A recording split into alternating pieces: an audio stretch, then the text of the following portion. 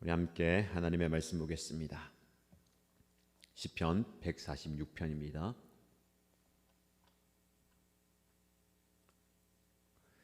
오늘 저와 여러분들 함께 묵상할 말씀은 시편 146편입니다. 1절부터 10절까지 말씀 같이 읽겠습니다. 할렐루야, 내 영혼아 주님을 찬양하여라. 내가 평생토록 주님을 찬양하며 내가 살아있는 한 내 하나님을 찬양하겠다. 너희는 힘 있는 고관을 의지하지 말며 구원할 능력이 없는 사람을 의지하지 말아라. 사람은 숨 한 번 끊어지면 흙으로 돌아가니 그가 세운 모든 계획이 바로 그 날로 다 사라지고 만다. 야곱의 하나님을 자기의 도움으로 삼고 자기 하나님이신 주님께 희망을 건 사람은 복이 있다.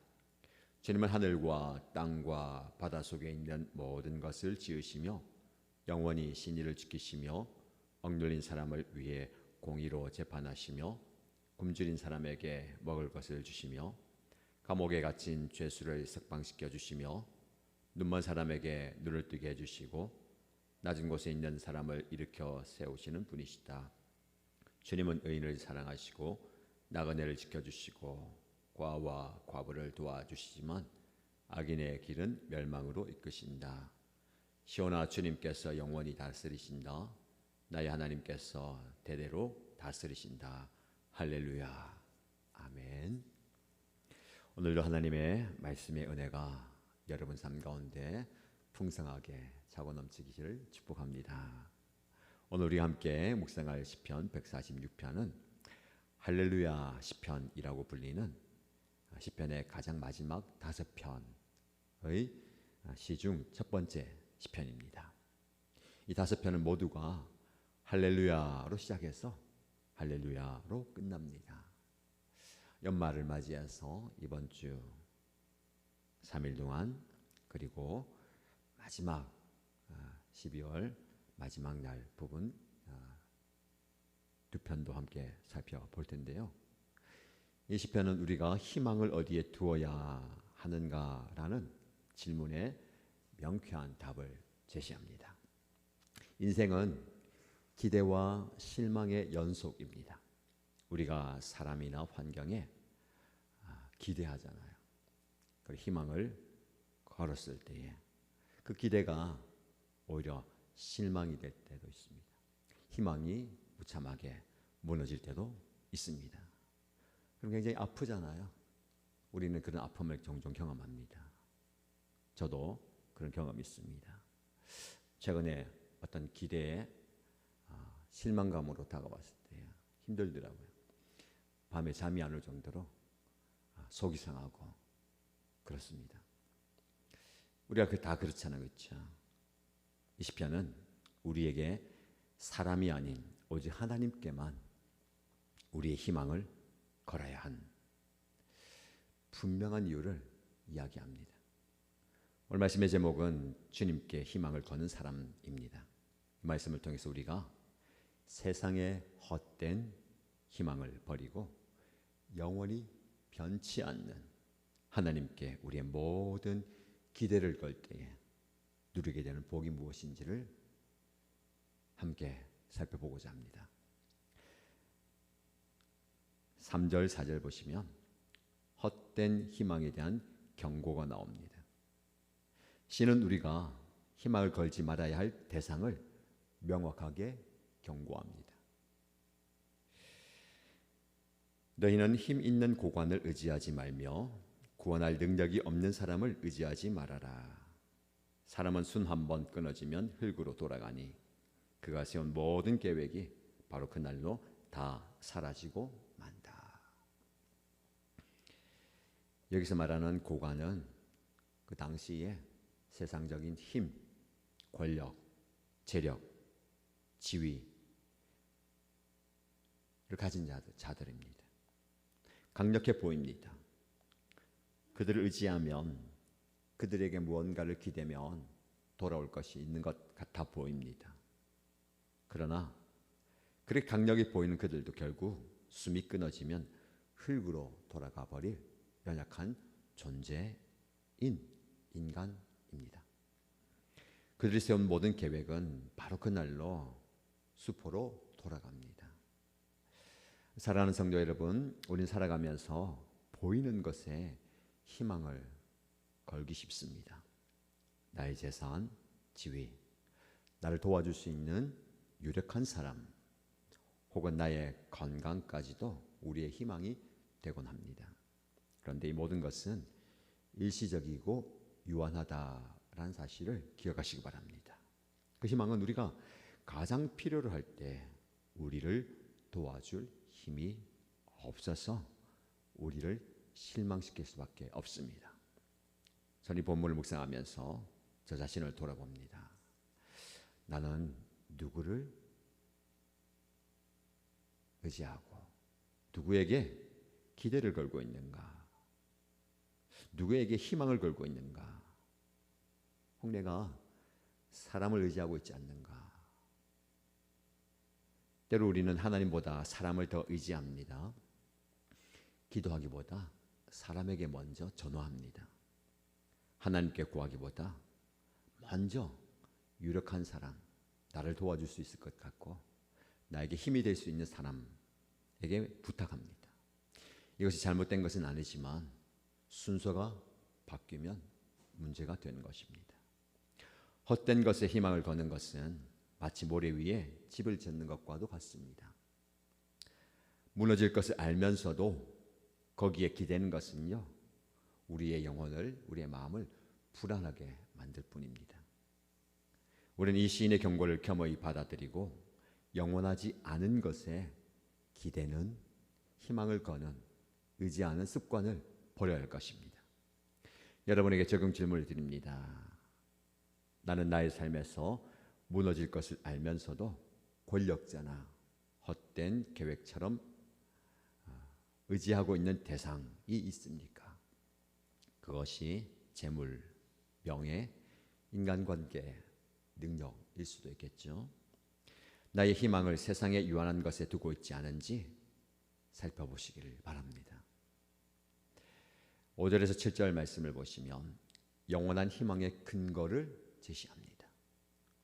시인은 헛된 희망을 경고한 이후에 즉시 우리가 영원히 희망을 걸어야 할 대상을 제시합니다.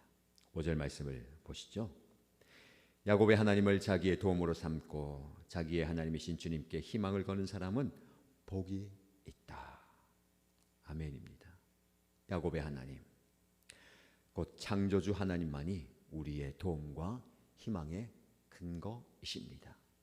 왜냐하면 하나님만이 영원하시고 전능하시기 때문에 그렇습니다.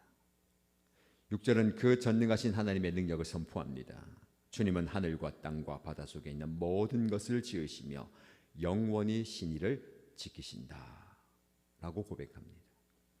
여러분, 하나님은 이 세상을 만드신 창조주이실 뿐만 아니라 영원히 신의를 지키시는 신실하신 분이십니다. 세상의 권력자는 약속을 쉽게 어깁니다. 그러나 우리의 왕은 결코 변하지 않습니다. 우리의 희망을 거는 대상, 그 대상이 누구냐에 따라서 우리의 삶이 결정됩니다. 혹 돈이나 재물에 희망을 거는 사람은 반드시 돈의 노예가 됩니다. 사람에게 희망을 걸면 반드시 사람에게 실망합니다. 세상에 희망을 걸면 반드시 그는 세상에 휘둘리게 될 것입니다. 우리가 하나님께 희망을 걸어야 할 가장 큰 이유가 무엇일까요? 바로 그분의 창조 능력과 영원한 신실함 때문입니다. 능력 있는 그 하나님께서 신실하게 그 능력을 우리를 위해 사용하신다라는 겁니다. 창조의 능력이 있으시기에 우리를 도우실 힘이 있으십니다. 영원히 신실하시기 때문에 우리의 희망이 결코 헛되지 않습니다. 하나님의 신실하심이야말로 우리가 가장 불안할 때, 가장 흔들릴 때, 가장 어려울 때 붙들어야 할 견고한 희망의 닻입니다. 여러분에게 이 질문을 드립니다. 한번 묵상해 보십시오. 나는 나의 삶에서 가장 불안하고 어려울 때에 나의 능력이나 사람의 도움이 아닌 하늘과 땅을 만드신 창조주 하나님의 영원한 신실하심을 나의 희망의 근거로 삼고 있습니까? 마지막 7절에서 10절 말씀 보시면 하나님만이 행하시는 구체적인 은혜를 노래합니다. 여러분, 이 시편의 마지막 부분은 하나님께 희망을 건 사람이 누리는 구체적인 복과 은혜를 보여줍니다. 하나님은 이 세상의 헛된 권력자와는 다르게 실제로 우리의 삶에 개입하셔서 들어오셔서 은혜를 베푸십니다. 7절, 8절, 9절 보시면 억눌린 사람에게 정의를 세워주십니다. 굶주린 사람에게 먹을 것을 주십니다. 갇힌 사람을 풀어주시고 눈먼 사람의 눈을 뜨게 하시며 낮은 곳에 있는 사람을 일으켜 세우시고 나그네 고아와 과부를 도와주십니다.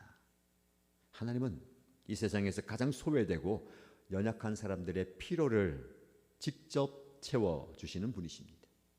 주님께 희망을 거는 사람은 바로 이 하나님의 긍휼과 정의와 사랑을 경험하는 사람입니다. 오늘 우리가 묵상하는 시편은 하나님의 통치가 영원함을 선포하면서 마무리되는데요. 10절 말씀에 시온아, 주님께서 영원히 다스리신다. 나의 하나님께서 대대로 다스리신다. 여러분, 우리의 희망은 잠깐 있다가 사라질 왕에게 걸려 있지 않습니다. 영원히 이 우주를 다스리시는 하나님께 걸려 있습니다. 사랑하는 여러분, 우리도 이 땅에서 가난하고 억눌린 자의 편에 서서 정의와 공의와 사랑을 실천하는 사람이 되어야 합니다. 왜냐하면 우리의 왕이 바로 그런 분이기 때문에 그렇습니다. 하나님께 희망을 걸고 그분의 공의와 긍휼을 경험하며 찬양하는 삶이야말로 가장 복된 자의 삶입니다. 우리의 삶이 그런 복된 삶이 되면 좋겠습니다. 오늘 말씀을 묵상하면서 저는 마음에 이 말씀을 새겨봅니다. 우리 하나님께서 억눌린 자들, 갇힌 자들, 눈먼 자, 낮은 곳에 있는 자, 나그네와 고아, 도와주신다 말씀하셨잖아요. 예수님께서 이 땅에 오셔서 그런 일을 하셨어요. 그리고 그분이 가시면서 우리에게 보혜사 성령을 보내주시면서 우리가 성령을 경험하고 성령 충만해서 우리가 그곳으로 가기를 원하십니다. 제가 그런 자리에서 그런 분들의 영적 필요를 채워준 자가 되어야 되겠다라고 다짐해 봅니다. 그래서 우리가 성령 충만을 구하는 것이고 성령의 능력을 구하는 것이고 은사를 구하는 것이고 성령의 열매를 구하는 것입니다. 계속해서 하나님께서 이런 은혜를 주고 계십니다. 공동체에 주시고 개인에게 주시는데 거부할 이유가 없잖아요. 날마다 성령 충만하게 성령의 능력이 나타나고 성령의 은사를 통해서 성령의 열매를 통해서 영혼을 살려내는 그런 사역을 하기를 원합니다. 하나님께서 그렇게 끌어가시고 인도하실 때에 나를 내어드리길 원합니다. 여러분에게 적용 질문을 드립니다. 나는 나의 삶에서 하나님처럼 억눌린 사람에게 정의를 세워주시는 그분의 마음을 품고 소외된 이웃의 실제적인 필요를 채우는 삶을 실천하고 있습니까? 마음에서부터 우러나고 그것이 말과 행동으로 드러나고 삶으로 표현되면 좋겠습니다. 오늘 성령 충만한 은혜 가운데 여러분의 눈이 누군가의 필요를 볼 수 있기를 바라고 그 필요를 채워줄 수 있기를 주님의 이름으로 축복합니다.